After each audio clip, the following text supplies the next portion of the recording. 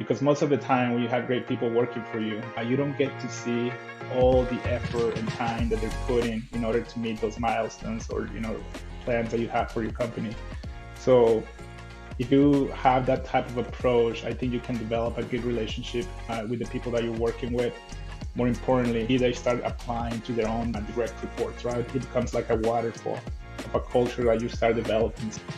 Welcome to the Leadership and Legacy podcast, where we interview inspiring CEOs, entrepreneurs, and software leaders who are building remarkable companies and legacies in the world.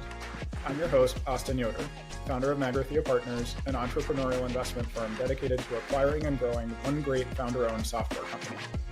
As part of my journey, I'm learning from inspiring leaders and builders and gathering the most valuable insights and advice I learn along the way here with you, my wonderful audience, so that we can learn and lead better together. Thank you so much for joining me, and I hope that you'll find as much value and insight in the show as I do. Welcome back to the Leadership and Legacy podcast. Today, we have the honor of being joined by my dear friend, Alex Lopez, President and COO of Eleven Software. I'm going to introduce Alex and Eleven Software a little bit before we dive in because he has a very impressive background. Alex is a former Marine. He's a former banker. He's an entrepreneur. I'm lucky to call him one of my closest friends in the world today. He's a role model to me and to others. And maybe more importantly than all of that, his wife makes some of the most delicious food that I have ever tasted in my life. He has a beautiful family. Back in April of 2021, he partnered with Hannah Greenberg to form Ben Capital, a partnership dedicated to acquiring and operating one great founder-owned company. Barely over a year later, in April of 2022, they acquired Eleven Software, which is the undisputed leader in Wi-Fi amenity management. Eleven was founded in 2002 and has since grown into the leading cloud-based Wi-Fi management platform for hospitality brands like Hilton and Marriott, for multifamily and MDU portfolios, and leading telecom carriers like Charter, AT&T, and British Telecom. Eleven does 7 billion authentications per year, billion with a B, and over 10,000 properties with 1.5 million doors in 50 plus countries. Eleven has been ranked by the Oregonian 4 years in a row as a top place to work in Oregon. We are incredibly fortunate to be joined by my friend and role model today, Alex Lopez. Thank you so much for your time and for joining us. Thank you for the great introduction, Austin. I'm humbled by the words, and definitely I am very lucky to call you my friend, and very very excited to be with you this morning. I think I'm looking forward to the conversation. I would love to hear a little bit for our audience about why you and Hannah decided to acquire Eleven Software. Yeah, that's a great question, right? That's I can go back in many different angles of so many different ways of why we thought about this almost 2 years ago, right? Well, really three if you think about when we start meeting the founders of Eleven. It's very important, right? Before we met the business owners or former business owners of Eleven Software, we had an investment thesis, right? And that particular investment thesis was within hospitality industry, just because of our backgrounds, we had a lot of knowledge. And I worked several years in relation to hospitality. I did the same in my prior career. And there were just really four main reasons that because of the background that we had in hospitality and what the product of Eleven Software offers aligned to us. And that was just, the criticality of the product, the growth of the company, the people, and, just the quality of the business model. When we took a more in-depth analysis of these things, the decision was quite simple. It was aligned, with what we envisioned in our investment thesis, what we had put together. And more importantly, it just excited us, right? For us, we were very excited to find a company that aligns to the way we think and what our investment thesis will look like for the future. So at that point, the decision was simple for us. Not to mention that the company is in a great location in Portland, Oregon, with beautiful scenery around the area. So there were so many pluses after the investment thesis that made the decision very simple for us. And really, after we put all this together, we were fortunate enough to have a great investor group that were as excited as we were. So that's a little bit of the how and why, but we got to the point, too many questions in between, right? And more importantly, I also had the great partnership of Hannah, right? That was very much aligned with everything I'm mentioning here. And how would you say the industry has changed since you started, and how do you see it evolving in the next 5 to 10 years? That's a great question too. I think, how the industry has changed is faster in adoption of our software by large brands. Where we play very well is in cloud-based authentication for hospitality. That's our cream and butter. But the add-on offer that we have on top of it is enrollment to loyalty. Loyalty is very important for the brands, and we offer enrollment through Wi-Fi authentication, right? I think on top of that, that's the momentum that we've been receiving from a lot of the brands that has given us the ability, obviously, to be the best solution for them. And then how it has also changed its consolidation. We acquired one of our closest competitors last year. So, when you think about what we do in hospitality for cloud-based authentication and loyalty enrollment through Wi-Fi, it's only us as a company in the world that has a proven business case on how to scale a large brand. So before Hannah and myself, there was no history in the industry of having more than two brands or three brands. And what I mean by brands is large hotels like Hilton, Marriott. There was none of that before Hannah and I, through basically our investment thesis and the application of basically what we're trying to do in terms of organic growth and then acquisition. We have, in essence, basically changed a little bit the industry, right? To be, for us, the only proven case in hospitality that can scale cloud-based authentication with loyalty enrollment. That's a little bit of the difference. That's on the exciting side. Obviously, we're very lucky and humble, fortunate to have the trust of our clients. But also what has changed in terms of that is the dynamics in hospitality, right? Right now, hotels are opening in different ways, and what I mean by that is that the traveling has been booming, right, up since post-pandemic, and for many good reasons. But the way brands are building hotels right now, in terms of like destinations in the past that were just in, touristic places on the beach, etc., now are more centric in different areas in the world, with the size of the hotels averaging probably somewhere around 140 rooms. That plays an important role for us because at that point we can be really fully cloud-based and solution, right? It doesn't require a lot of software for our decisions. So the dynamics of the infrastructure have changed a little bit. It's just something to keep in mind. But that's the beautiful part about software, right? It doesn't require a lot of hardware. It just requires a functional software and a great product to make it work in any part of the world. So some of those things have changed, like I mentioned, and the perspective from the macro level of how tourists think about traveling nowadays, which we hope it continues upward, and we're excited, right, for some of those future years to continue at this space. Alex, you've been running the company now for several years alongside Hannah.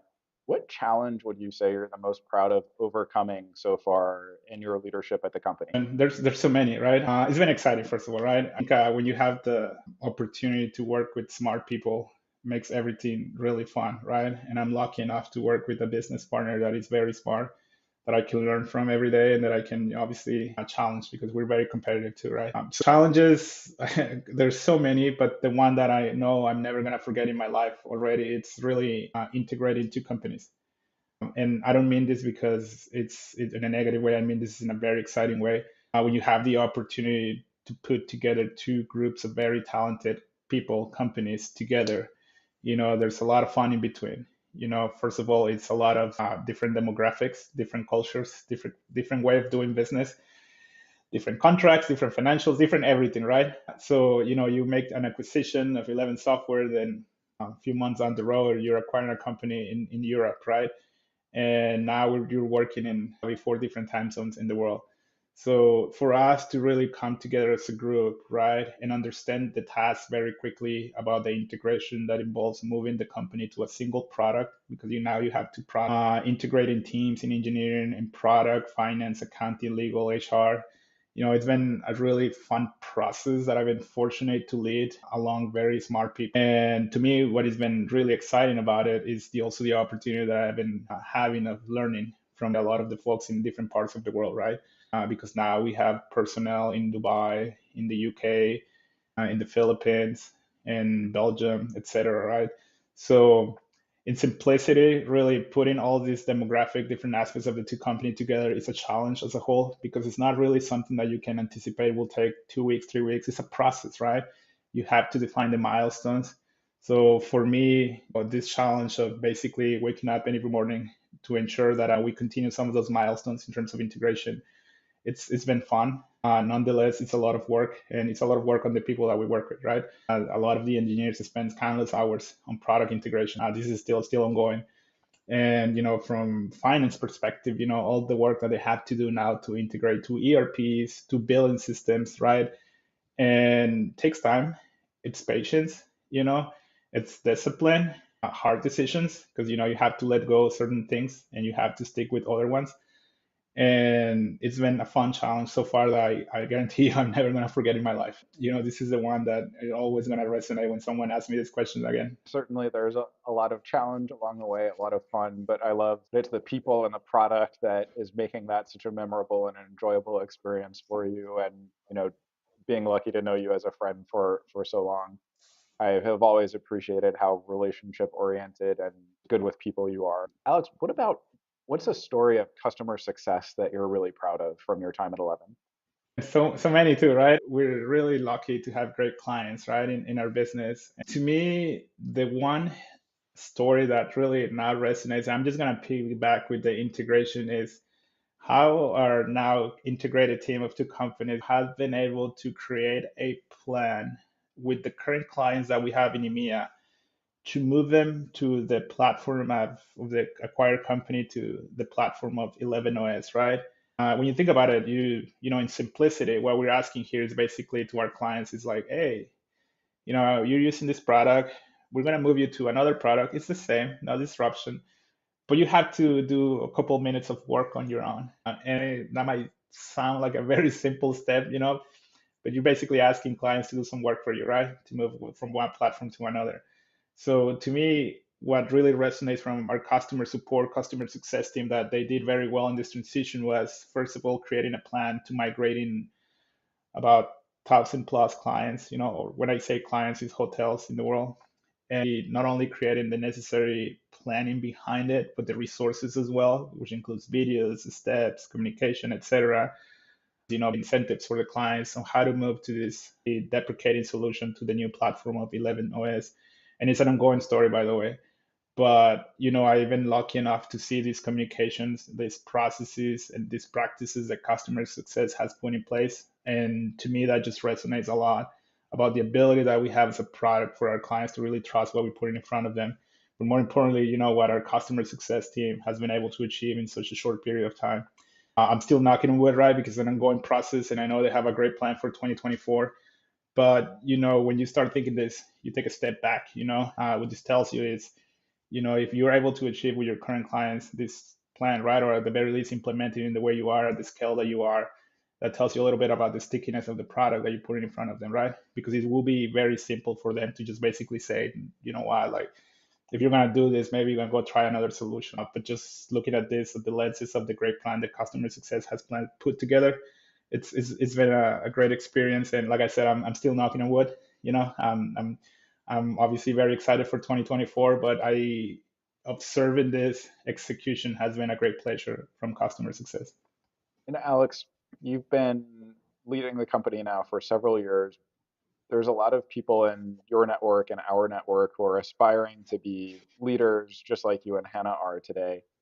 What would be your best advice for others who are just starting off in their own leadership journey? Oof, man, you're hitting all the great questions this morning, huh? There's so many things to come to mind. To me, really, something that I believe has helped me a lot to be successful is that, there's 1,000 things that you have to take care of every day. You only have 24 hours during the day.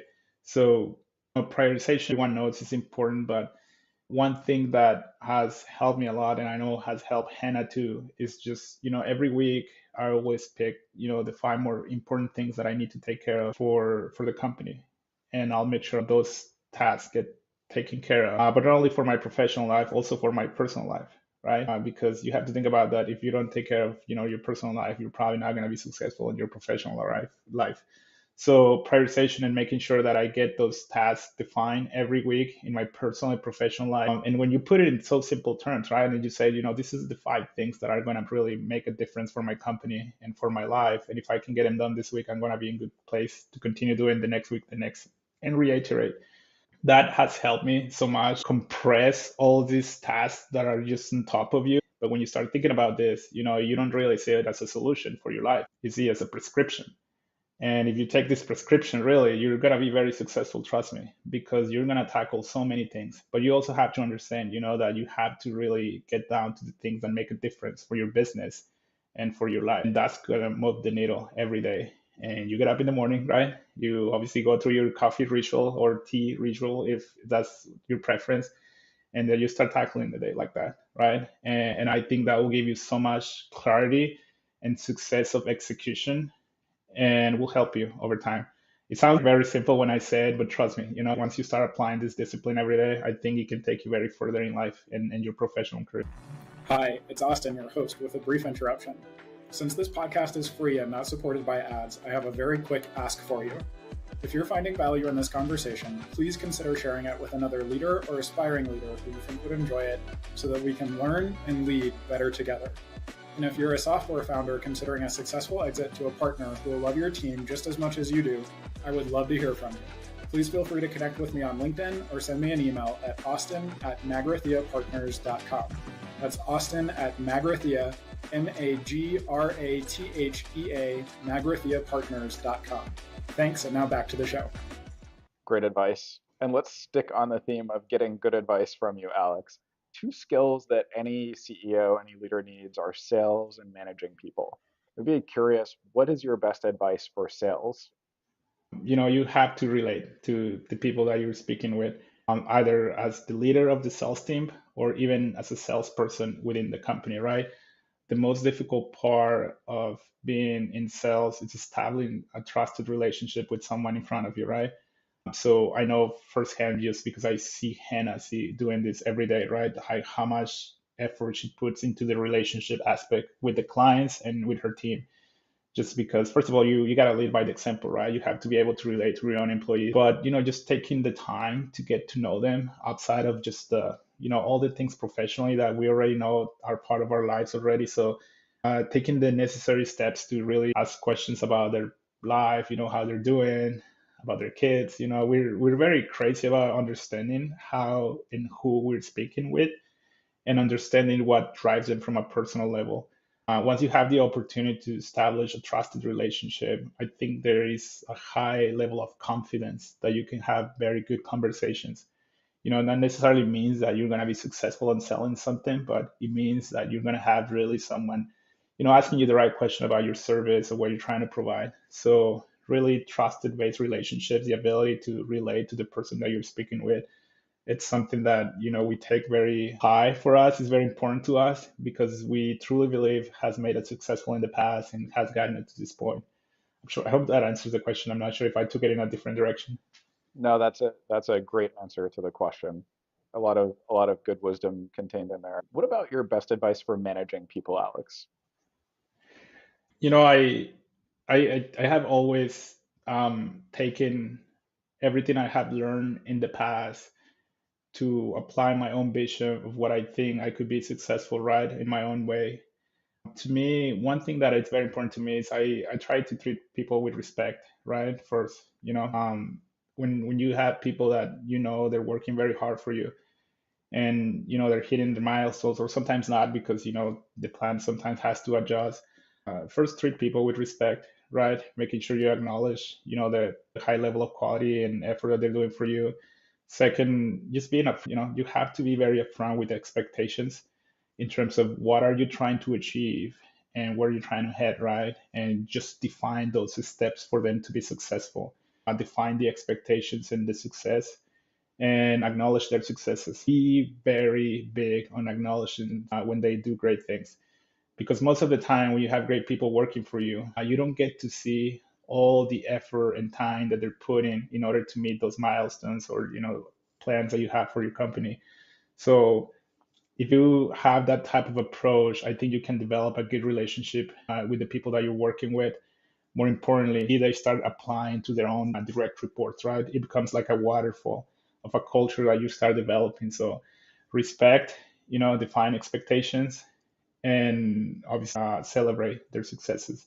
If you have you can combine some of those things, you're gonna have a lot of hardworking people working for you, and also great relationships, right? Because you can have a very honest line in the way you communicate with them. And the last thing I'll mention about this is that everyone is different too, right?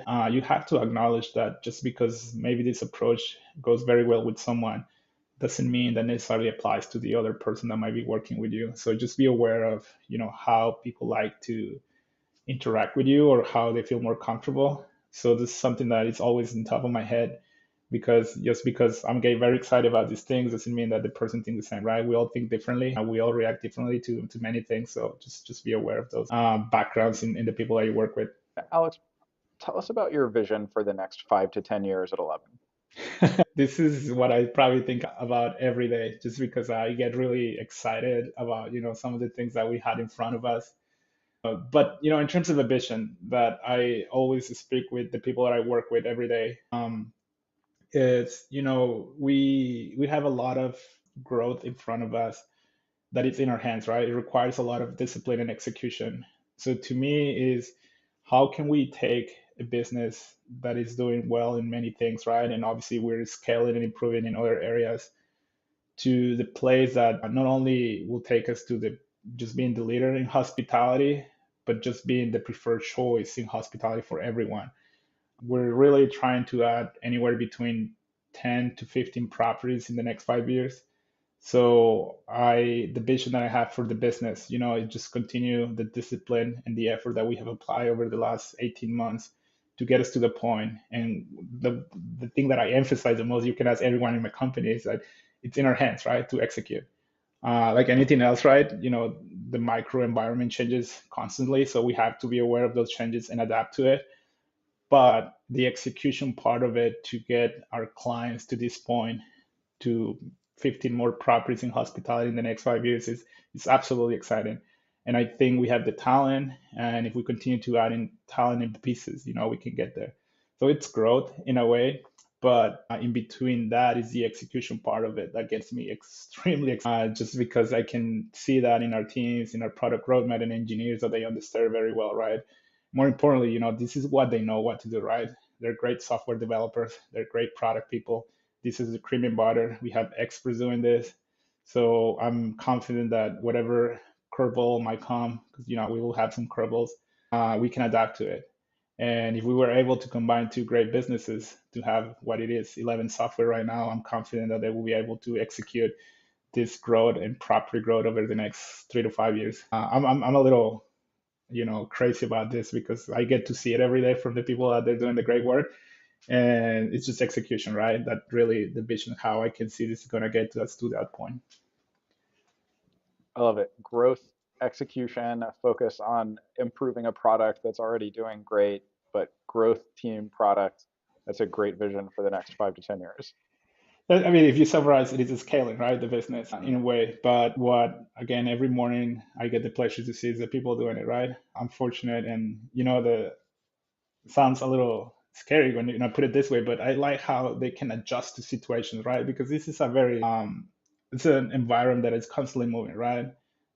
Clients have changes in many areas, right? Not just on their expectations, but I have seen how quickly we can adapt as a product, is how quickly we can develop ideas that can adjust to the needs of our clients. It's not always perfect, but when you have people that have the willingness to really brainstorm the idea and put it into work in what it becomes a solution or a possible solution, that's really the beauty of the work we're doing. So we'll continue to see more of this. We'll continue to adapt to the industry. We'll continue to adapt to some of those curveballs. And I'm humble for the opportunity to work with the people that do it every day. Alex, is there a question that I should have asked you that I haven't asked yet? Yes. I mean, you haven't asked me where are the best tacos in the world yet. I mean, I think I have a very good opinion. I'm not sure if it's the best opinion, but I know I have a good opinion about it. That's one. But more on our topics for today. I think the question, that I get asked in different ways, but I think it's important for me to answer, is like, what defines a good business, right? Typically for the people that are trying to scale or acquire a business, what defines a good business? How would you say, this is the business that I will acquire? And I think the answer, because you and I have, philosophically talked about this so many times. But to me, it always starts with having an investment thesis, right? And that could be for any industry that you have knowledge on, that you feel comfortable on, and that you think it gets you excited, right? Investment thesis, it's very important, but really the three qualities that I look for is, first of all, is the criticality of the product, meaning that how important is the service for your clients that you're providing, right? And that could be really easy measured by annual recurrent revenue metrics, right, in software, like the churn, et cetera, some of those metrics. The growth, obviously, you want to make sure that you're in an industry that continues to grow organically. And then the third one is just the quality of the business model, right? You can easily verify that on the financial statements, on margins, et cetera. You can get more into the depth of the philosophy of what's important for a business into that, but those three qualities are very important. So to me, that gets me excited. And you probably know, because obviously of my financial background, that's some of the things that I love to see in businesses. But always try to think like what makes a good business, right? And I think it's different from every person. But try to define within your investment thesis what are the three things that will help you or get comfortable acquiring a business. I hope that makes sense. I give you like this is probably the 20th time that you hear this talk, in my opinion. So I apologize if I repeated this for you again. No, no, no. That's perfect. I almost feel like the more important question now, though, Alex, is where has the best tacos in the world? Oh wow! You know what? You I'm can choose scared two or of going three. on You the can choose record two or now. three. Yeah, no. The reason why I'm scared of going on the record is because I feel like my family in Mexico are gonna be upset on my answer. But as you know, I have a taco meter, and what that means, we've been ranking taco places, Head and myself, for the last, I think, 4 or 5 years by now, whatever that is. And the best tacos that I ever found in my life are located in Baltimore, Maryland. Yes, Baltimore, Maryland, in a restaurant called Abel, which is right in downtown Baltimore area. It's a restaurant owned by Mexican chefs from Oaxaca, so it's Oaxacan cuisine.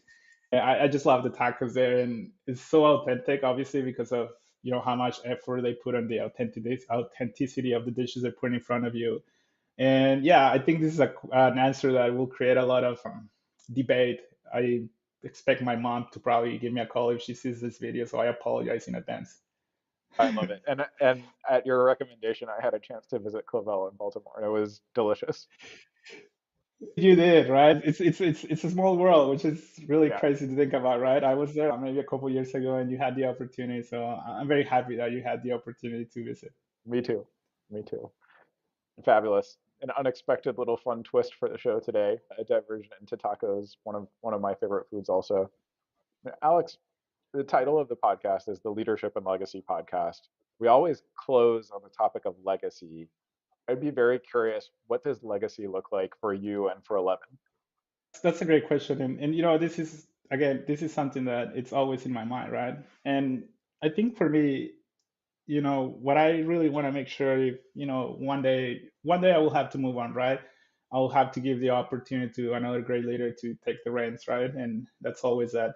It'd be great if I have the opportunity to do that. It's because hopefully I have done some great things for the business. But in terms of legacy, what I think of is just, I if I want people that work at 11 to remember their time with us, is how much what they did make a difference of scaling a business, and to get into a point where we had 8,000 properties to 35,000 properties and all the great work in between, right? Something that I hope while they work, or they still work with us, give them the sense of community, give them the sense that they were proud of working with talented people. And not only that, but they also had the opportunity to evolve as professionals, right? And learn, whether they stay with the company or they move to other better opportunities. To me, is that they were part of something that made them better as professionals, and they enjoyed it, right? Because if it's not just obviously working hard, but when it gets you excited and it gives you professional development, I think it's a great combination. So to me, that's really the legacy that I love to leave behind for everyone that I work with at 11. I retire anytime soon, just to clarify that. It gives me great pleasure when I see professionals really doing their best and having this sense of community and developing great solutions for our company, and take from one point to another. It's just, if everything in between, I think it's going to be a great legacy for us. Amazing. Well, I'm a massive fan, of course, of you and Hannah as leaders at an incredible company. I'm also a fan of you as taco indexers and popularizers. I'm grateful that we can touch on all of these things today, and I think this has been educational and really fun for me. I know that the audience is going to learn a lot from you on the topics of sales, managing people, legacy, all of these different important topics that we had the chance to touch on. So, thank you so much, Alex, for being so generous with your time and your insights. This was a ton of fun, which of course I expected, but very grateful to you for spending some time with us today. Oh, likewise, I appreciate it. I think these were great questions and a lot of great thought that you put together. So I appreciate the effort and everything that you asked today. More importantly, I hope it helps you to really communicate this message to a lot of great entrepreneurs out there, right? I think what you're doing is incredible. You're giving, audience the opportunity to see a lot of the ins and outs of not just running a business, but also, investors and other important areas. So thank you. I appreciate it. I appreciate the podcast, but more importantly, I appreciate your friendship and always being there for me because you've been part of this journey as well. For the people that are not aware of, Austin has been there for me since I started this journey as an entrepreneur, and I couldn't say so many positive things about this great journey. And hopefully, I see you in Vegas pretty soon too. I look forward to it very much. Well, thank you, Alex.